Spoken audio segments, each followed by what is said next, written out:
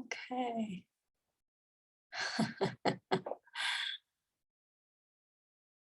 All right. Hi, everyone.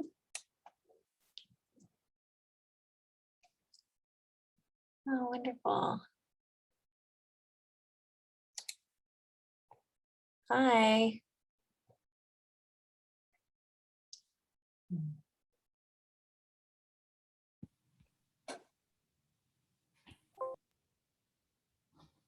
Hi, good morning.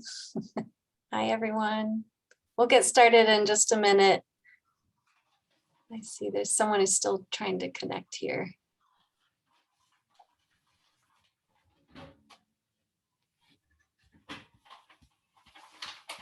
Great. Gert, it's good to see you. It's been a long time. Hi. Good to see you. Okay. Welcome, David. And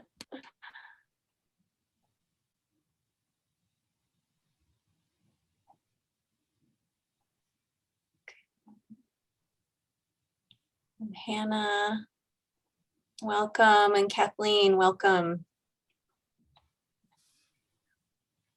Well, thank you so much for joining us. This is Now Children's first event that since COVID hit, we're just starting this new adventure.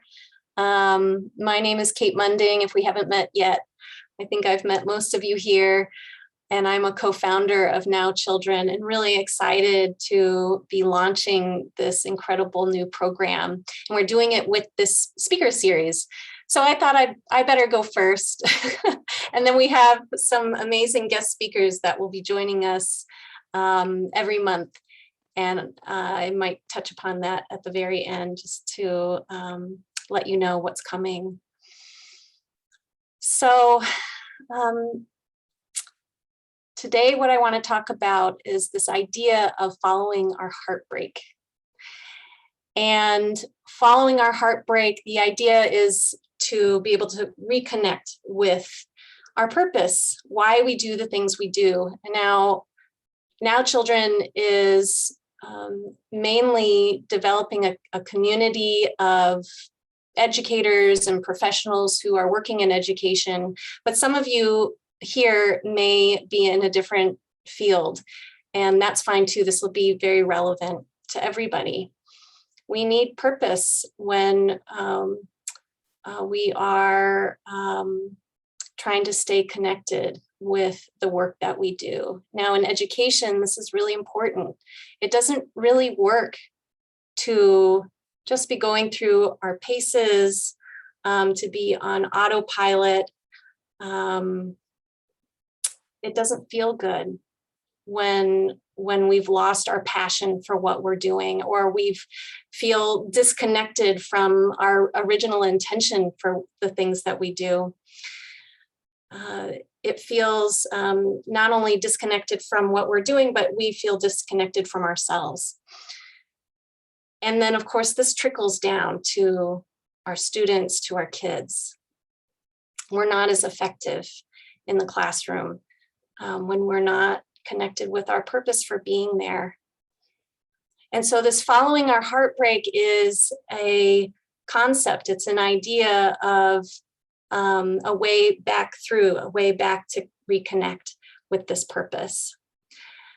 So there's following our heartbreak, getting in touch with what makes our heart ache, which seems counterintuitive when we're looking for our passion. I think most of us look towards what brings us joy, not heartbreak. You know, when we are thinking about what do I want to do with my career, with my life, how do I want to make a difference? Oftentimes we look for what brings me more happiness. And I don't think the two are exclusive. I think these are two avenues that are actually very much connected. It's two sides of the same coin. But when we are going through a lot of difficulty, when there's a lot of challenges in the work that we do, it can be hard to reconnect through the joy. That joy door isn't necessarily as accessible. And I think at this point in time, I probably don't actually even need to mention it, although I will, that we're going through this very intense historical moment where we are collectively trying to get through and get by. And there's so much stress, so many different layers of stress that many of us are holding.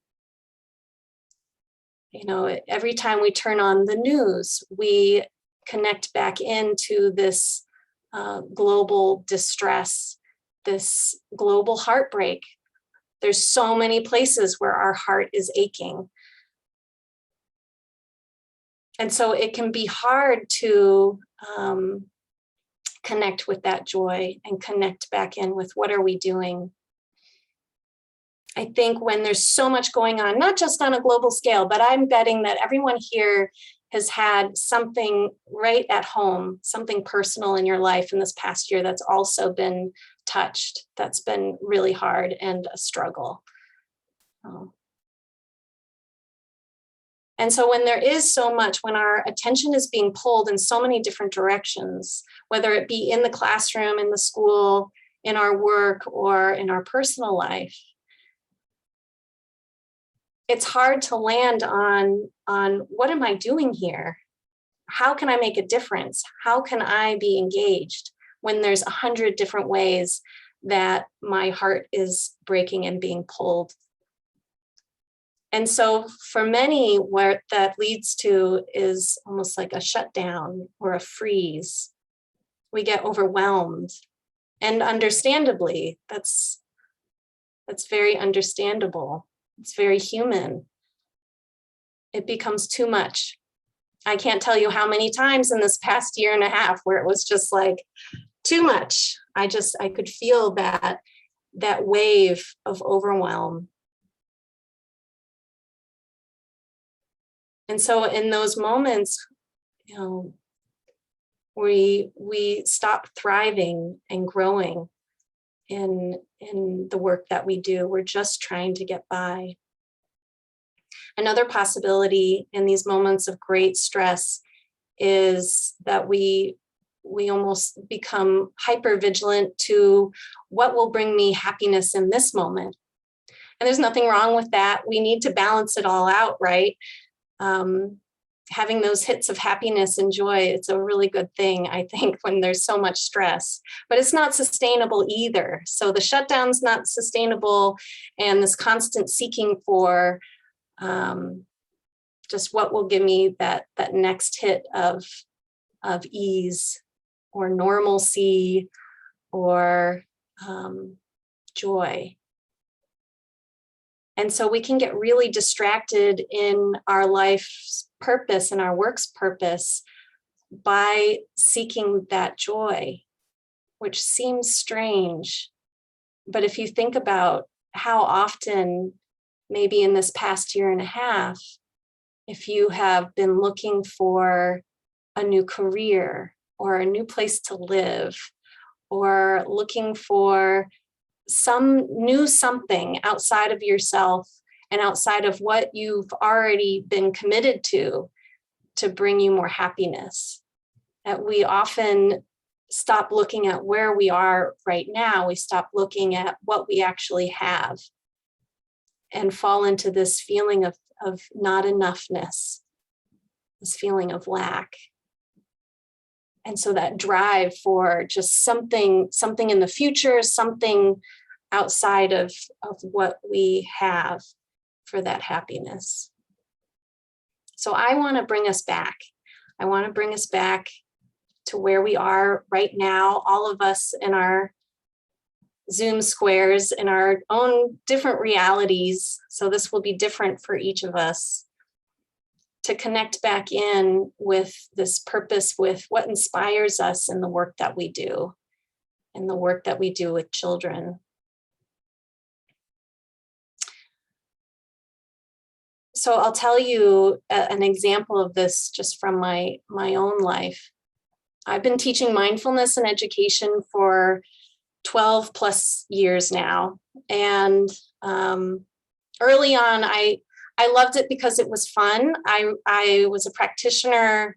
I am a practitioner, but I was a practitioner when I came into this field of mindfulness education. And it was just a way to bring something that I loved, that I was passionate about, that brought me a lot of joy in my life, that I got to do. And I got to bring it to kids. And that was enough for a little while. But then I started to experience this heartbreak. I'd be going into just a variety of schools, and what would really touch my heart on a different level from just the joy of getting to do this fun thing that I love to do. What would touch my heart was kind of this recognition of a lot of children who seemed to be struggling, and this feeling of not being understood or being alone. They might have some friends there in the classroom, but there was something that I was just starting to recognize as I was coming in with these practices and started to normalize their experiences, their emotions, that what they were experiencing emotionally wasn't strange or wrong, but something that we as human beings experience, that having lots of different thoughts is totally normal. To be who they are is really okay.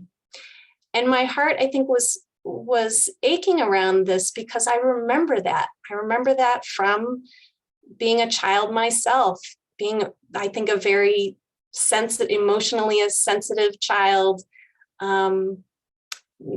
maybe sensory sensitive. It wasn't always easy to be in the classroom. I struggled with reading and math.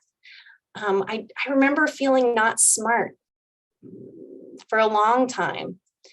And so when I would recognize this in other kids, my heart would just ache because I know what that feels like.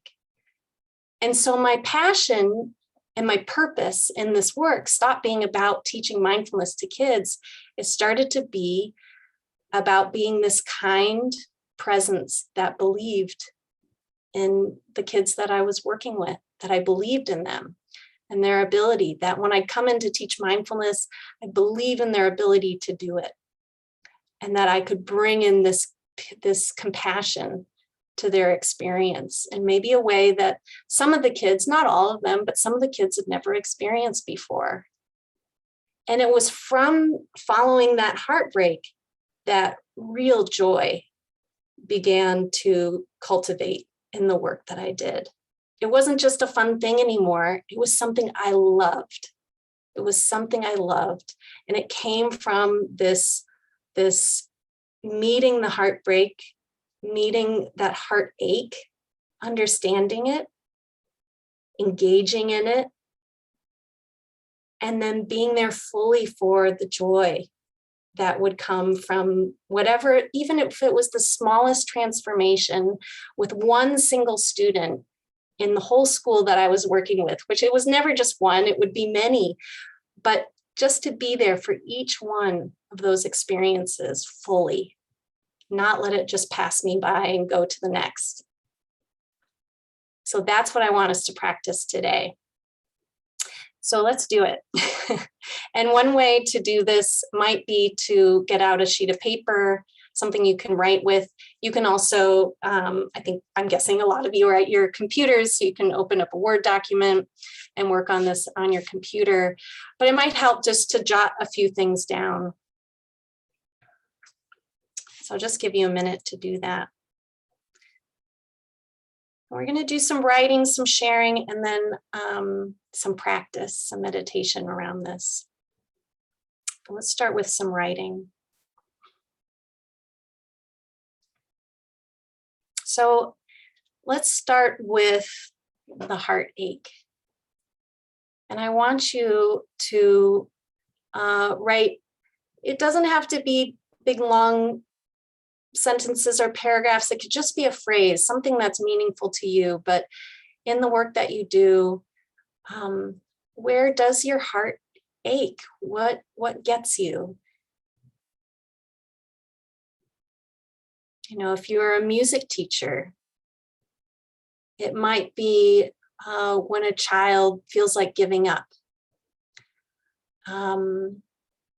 If you are a classroom teacher, it might be something like noticing the number of children who are coming to class hungry. You know, that's a reality in a lot of our schools. It might be something around belonging, feeling like you can, you know, noticing when children feel like they don't really belong. It might have something to do with the larger structure of the institution you work for or work at. Could have something more to do with the faculty. You know, if you're looking around and noticing your staff is exhausted or not able to take care of themselves fully. Might have to do with parents. But where does your heart ache? And jot down as many things as come to mind. And what can be interesting with this part of the exercise is you might notice things that come in that feel more like a should. This should be where my heart breaks. Okay, so just notice that if there's a lot of shoulds that are coming through, and keep going until there's something that really lands. And you'll know that it lands because you'll feel it. Just even acknowledging it, there'll be a connection there of, yeah, this breaks my heart. I'll give you some time with this.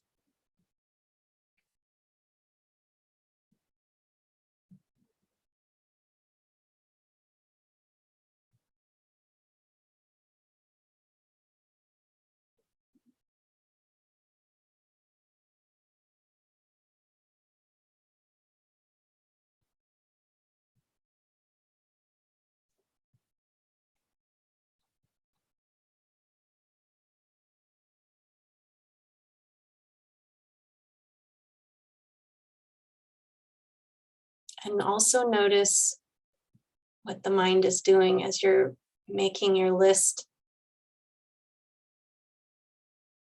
If you start to go into that overwhelm or even a feeling of despair around it, sometimes we feel it so deeply. It's important just to know just how deep it goes and what our kind of our reaction to it is. We're gonna look at that a little more in just a moment. So I'm not gonna leave you here in the sadness of it, but it's good to feel the sadness of it. This is how we connect. We can't stay there, otherwise we do go into that shutdown or that apathy, but we do first have to acknowledge and feel that heartbreak. Because from that, there can be a lot of energy. If we can harness it, there can be a lot of energy to do something about it. There can be a lot of energy towards courageous compassion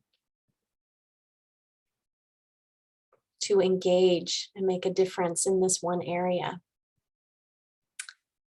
So if you have a long list, go ahead and circle the one that really touches you. And for some of you, one may have come up and it was enough. You knew exactly where the heartbreak is. And so you can go ahead and circle that. And now we're going to flip it. We're going to flip that coin to the side of joy. And it doesn't just, in reality, it doesn't just flip from one heartbreak into joy. So I know that this is just part of an exercise, and we're going to meet it somewhere in the middle. afterwards. But first, we're going to flip this heartache to, and you might have to use your imagination. What does it look like when that, whatever the cause of that heartache, is transformed into something that contains less pain or suffering, distress?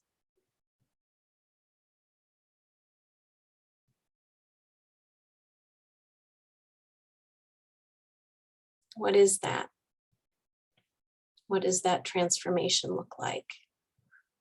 Is it a child who's more engaged, who is more confident? Is it your staff or faculty is getting along better and happy with each other, working well together?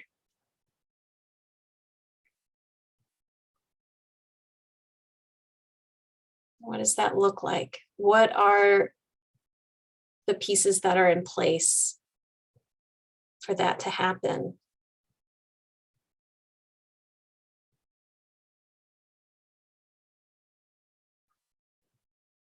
And you might even close your eyes at this point to imagine it. Visualize. Perhaps there's a single student that comes to mind, someone who is in your class, in your life right now, or maybe they have been your student previously. And as you experience their transformation, or just, even if it's just a moment of relief around this heartbreak, how does that feel for you? What does that do for you?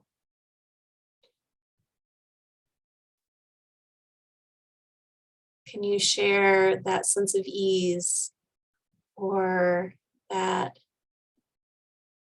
sense of belonging, happiness, joy, confidence with that student or with that peer?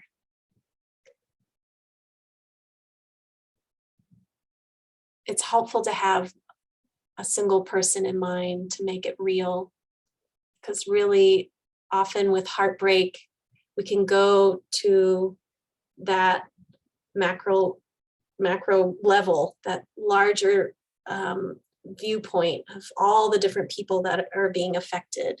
And it can easily never feel like enough. What we do can easily feel like not enough. But when we bring it into that one student or that one class, suddenly we can connect in with the joy that it brings when we're engaged with our heartbreak and we experience that transformation. And really, it's perhaps more real.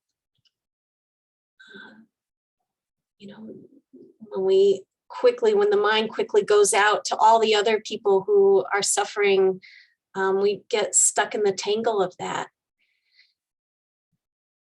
When we can bring it back to what's right in front of us, what's real and right in front of us, and allow that to be felt without apology, without feeling like we haven't done enough. It fills us up. And that's very real. It's very valuable. So just taking a moment to feel into that possibility, what that possibility might be.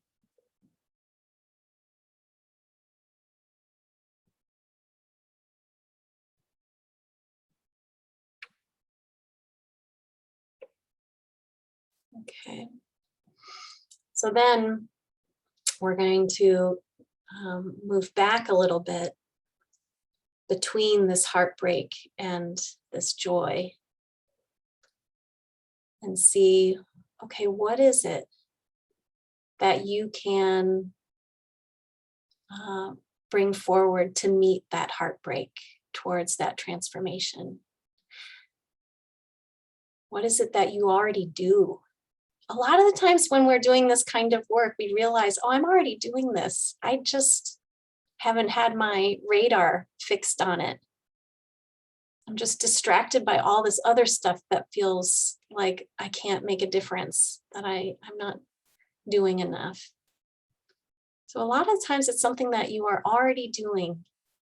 Other times it gives you ideas of, oh, I can actually engage in this way. I can, maybe there's a program that needs to be formed at your school. Maybe there's a new approach that needs to happen to reach a particular student or a particular body of students. So take a moment. What can you offer to meet that heartbreak? Let it come from wisdom, come from your real capacity, from your experience. Maybe it comes from your connections. Maybe you know someone who knows how to meet this heartbreak, and that's your next step. Let it come from your compassion, not from the shoulds.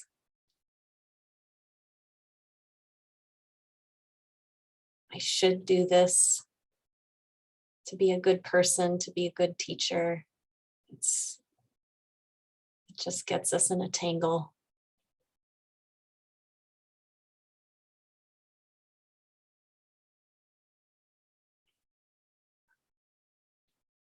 Just give you a moment to explore this.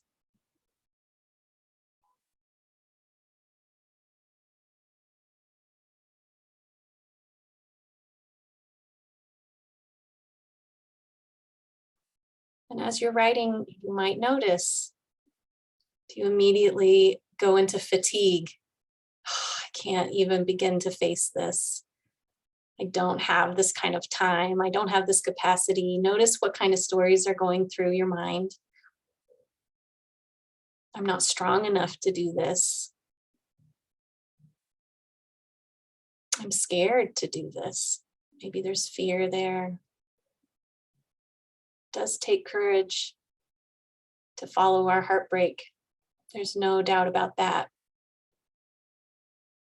But maybe there's some element in this meeting that heartbreak that you can begin with. I can't do this whole thing right now, but there's this one thing I can do, or there's this one student I can meet in this heartbreak. This one person.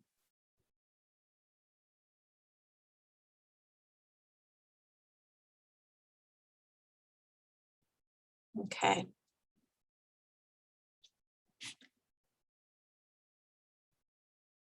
So this is a small enough group for us to stay together here. I wonder if you'd help us have this collective inspiration of what came to you and write in the chat. How about we start with your heartbreak that you circled, not all of the whole list, but just the one that you chose. You can go ahead and type that into the chat.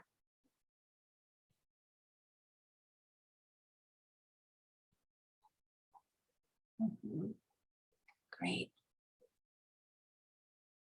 So disconnectedness for kids. What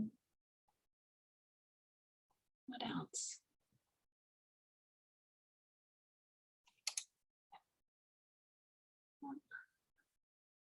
Feelings of hopelessness.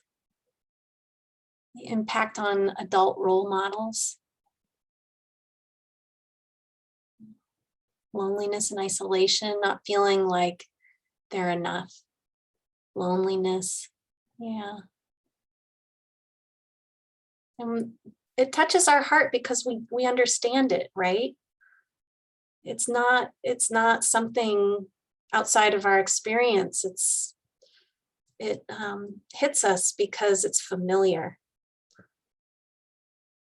Oh, my school split, so I lost close friends and I'm navigating the new department. Yeah. So even just that loss of familiarity, of friendship, of knowing, who's got your back, who can you go to for support, who can you go to just to hang out and share. Mm-hmm. Yeah. Mention of Greta Thunberg at the UN. This idea of we leave the next generation hanging, and that I'm part of this. Yes. Someone saying all of this. Yes. I know it does. It hits me reading each one of these.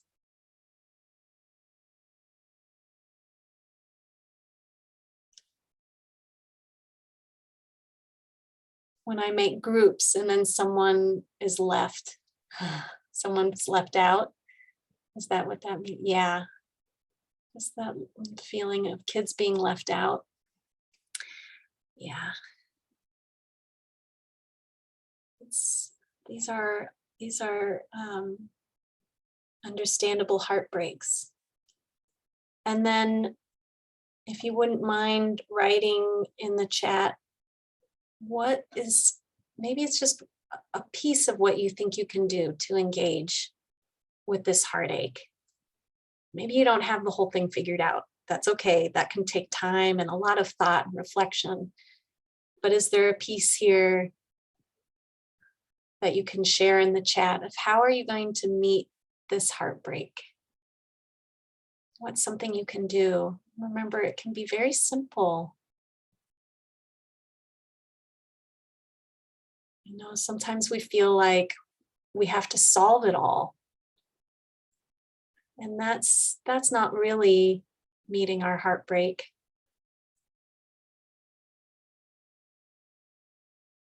Sometimes it's just this one thing that we can bring. I feel like I can bring in a compassionate presence. I know that's not going to solve everything, but it's something that I can do, and it does have an impact. Belonging, being recognized for your uniqueness. So that's something that maybe this person can do. Keep showing up for organizations and relationships. Yeah. Remembering to reach out to my community so I don't feel like I'm in this heartbreak alone. Honestly, accepting what is and feeling the loss until it doesn't hurt as much anymore. Mm-hmm. Sometimes that's really all we can do, but there's something so courageous about that. It's not a little thing. Compassionate listening and reflection, meditation. Yeah, we're going to do that in a minute.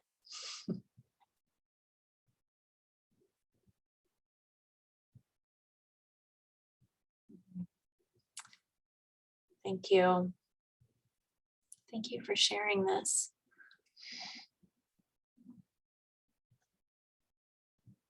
Being aware of what's wrong and do my personal part.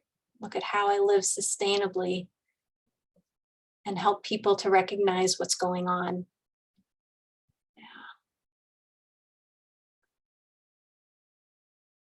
Yeah. When you read this, there's so much heart involved. There in my belief system, I guess, there's no separation really from the heart and the mind. They're the same thing, but we can get very heady about a problem, right? We can get into a fix-it mode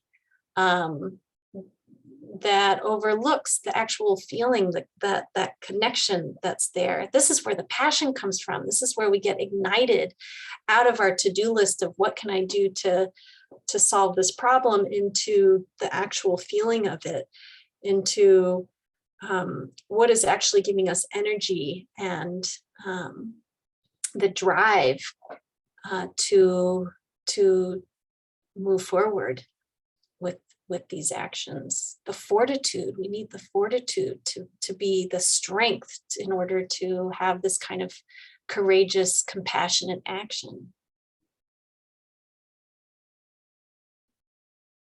Acknowledging their hopeless feelings, offer my own experiences with those feelings. Yeah, these are beautiful. Now imagine if we had a Zoom room right now filled with 2,000 people. Let's make it 5,000 people. And everyone reflecting in this way of how they're going to engage, even if it seems small. If we are all following this heartbreak, moving towards a deeper happiness and joy through the actions that we take, if we're able to connect with the passion of what we do in our work in this way, what a tremendous difference that would make. And the truth is that people all over the world, even though we don't always hear about them in the news, they are doing this. But right now, as things have gotten very challenging, we just need some reminders. But the capacity is there. The capacity is absolutely there. That capability to touch into the heart here and follow our heartbreak on a massive scale. Even that idea is inspiring, that we can be part of that. So I'd like to lead you through a short meditation. This is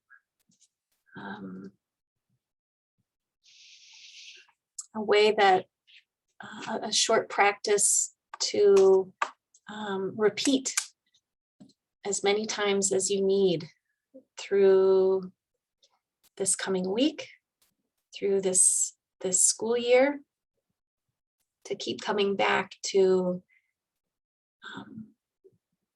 this intention, come back into this passion for what you do, come out of the monotony, out of the falling into that rut of just same old. I don't know why I'm doing this anymore. So to do this practice, I'll ask you to find a posture that's comfortable. You don't have to sit in any particular way. If you're sitting in a chair, you might sit back and let your body be held. If you are laying down, that this can be a nice laying down practice. But sit in a way that is comfortable for you, that allows you to rest.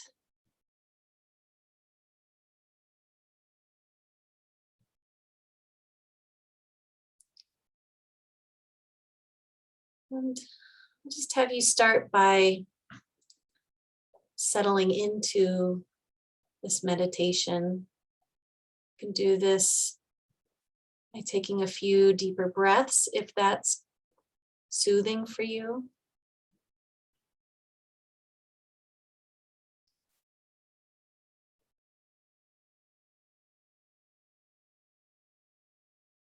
Sometimes when we're holding a lot of stress, the breath is hard to access. It's very constricted. If that's true, then let the body breathe all on its own and bring your attention down where the body is meeting the floor or your chair, your cushions. Feel that contact, the weight of your body, that feeling of groundedness.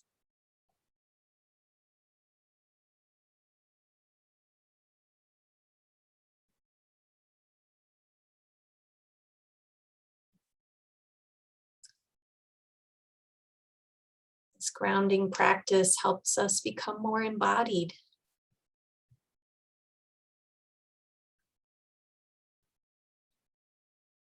Being embodied takes us Helps to take us out of the whirlwind of thinking,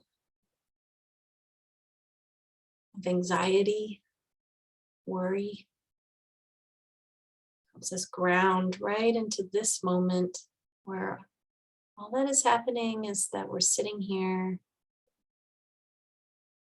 feeling the body here in its posture, perhaps feeling the breath.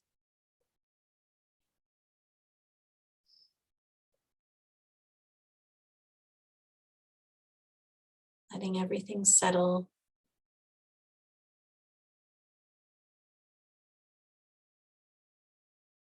Let the body relax.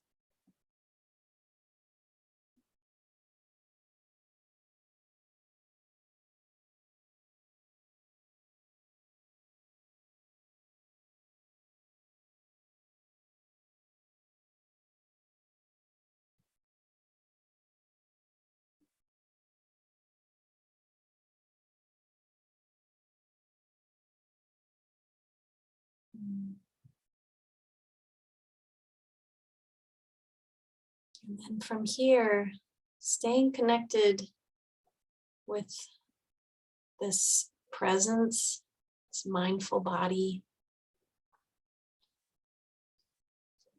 and bringing to mind the heartbreak. Try to stick with the one. I know there's probably many.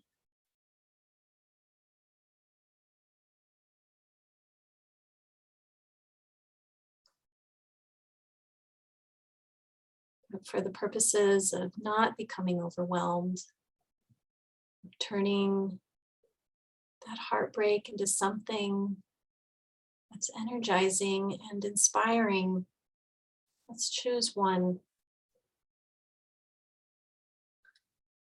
And let it be felt. Feel it in the body. Where does it come up? It might be that you feel that heaviness in the chest, the tightness in the belly. You can bring a hand or two hands to these areas. Maybe it's up into your shoulders, your neck. Just bring this compassionate touch to wherever it's being felt in the body.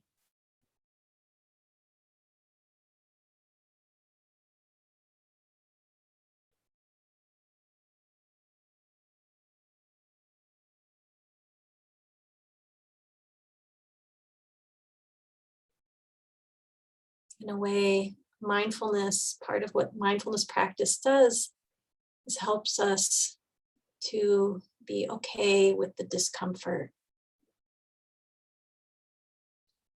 A certain level of discomfort, that we are able to be with it. Not necessarily okay with its causes, but okay with our capacity to be present with what hurts. Not to glaze over it. If it's very painful and overwhelming, you don't have to go to the heart of it. Go right to the core. Keep your attention on the edges of that feeling. So it might be keeping your attention just to the outside of the arms, for example, just at the skin level, not needing to go straight to the center. And you'll work your way closer to it over time.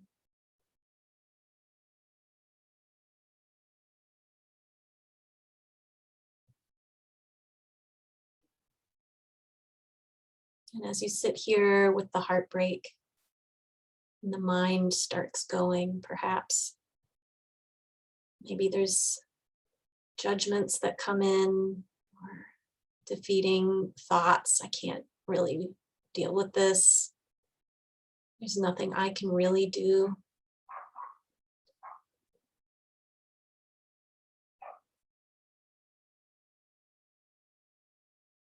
See if you can fold all of that in to this sense of care for this heartbreak. Bringing in this sense of care for all that's here. You can feel it through that compassionate touch. So you have your hands pressed against the body, wherever you're feeling right now.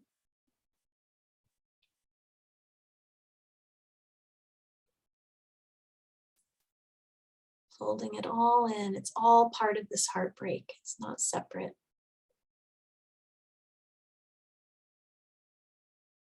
Or folding in our own responsibility.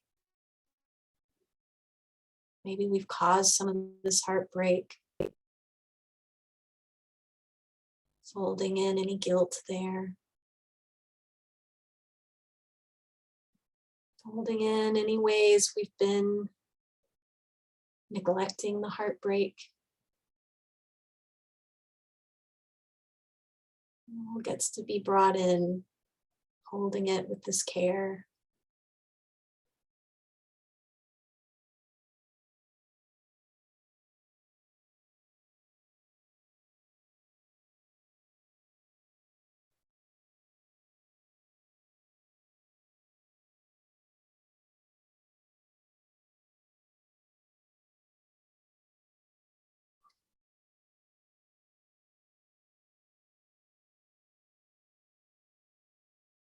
And then bringing to mind that one person or that small group of people who are connected, somehow entwined with this heartbreak.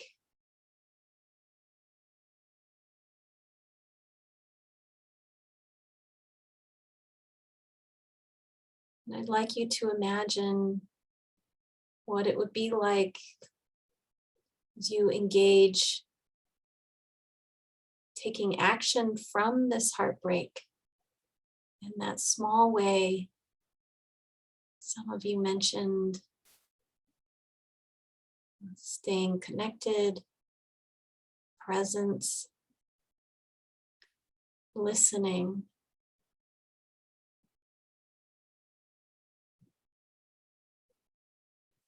Imagine in this connection with this person or small group, that transformation happening from heartbreak to healing, from heartbreak to a new capability, from heartbreak to abundance in some way.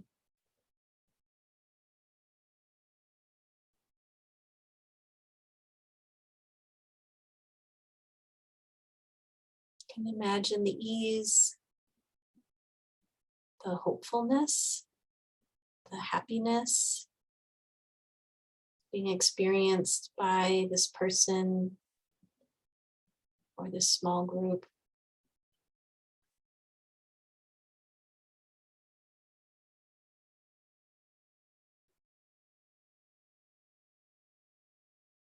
And instead of, if the mind starts going into, it's not enough, it's not enough, see if you can come into gratitude for that joy, that moment of relief, that moment of connection, as if that moment is all that we have. Gratitude for the process towards that transformation. Gratitude for what you are able to offer. Your skills, your heart, your capacity. Don't let the mind go into that knee-jerk reaction of self-judgment. Not enough. And instead you shift towards this gratitude.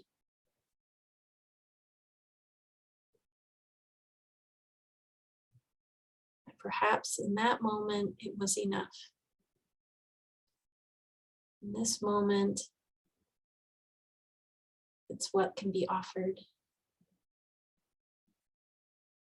Gratitude for the impact, that ripple effect. When we move from our heartbreak with compassion and wisdom, and it has this ripple effect.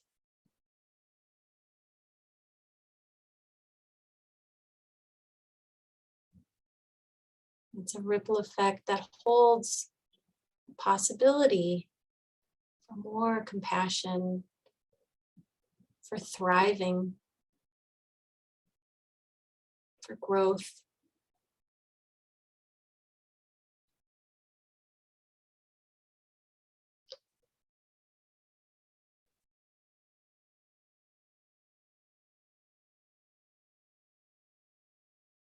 Let yourself feel that connection, that ease, happiness. And in this moment, let it be felt.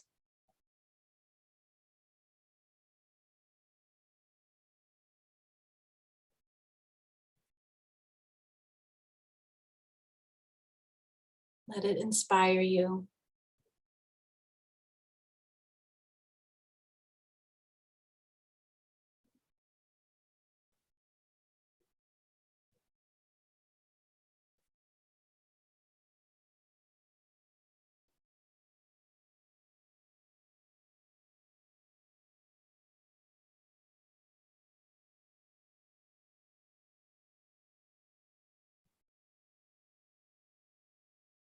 And then we can together take a deep breath in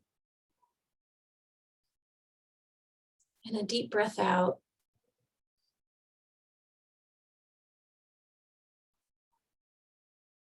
Let your eyes open and come back.